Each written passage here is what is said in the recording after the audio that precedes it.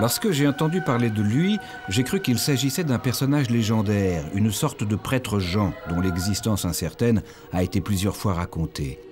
Le prêtre Jean aurait vécu au XIIe siècle. À la suite d'une discorde théologique, il aurait quitté, avec ses milliers de disciples, l'Empire byzantin. La trace du prêtre Jean se serait perdue, ainsi que celle de ses fidèles, dans les innombrables vallées du Caucase. Aujourd'hui, ce pays s'appelle la République de Kabardino-Balkarie. Elle fait partie des 7 républiques caucasiennes de la Fédération de Russie.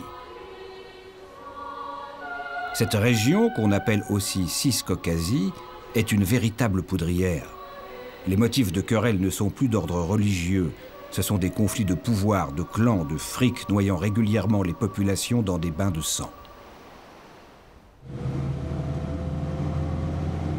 La Kabardino-Balkarie est une mosaïque d'à peine 1 million d'habitants, constituée de peuples bien différents.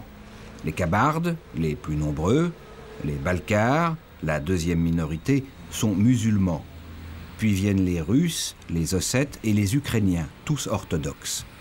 On trouve aussi échoué là, conséquence souvent tragique de l'histoire, des minorités polonaises, juives, ukrainiennes, allemandes, assyriennes, et aussi de lointains descendants turcophones de la communauté du prêtre Jean. Chacun a sa langue et sa religion dans une région où domine l'islam. Aujourd'hui, chaque peuple réclame son indépendance et ne veut plus vivre avec l'autre en bon voisinage. Si nous sommes venus jusqu'ici, non loin de Nalchik, capitale de la Kabardino-Balkarie, c'est pour rencontrer un personnage singulier, le père Laurent, prêtre de la communauté de Saint-Jean.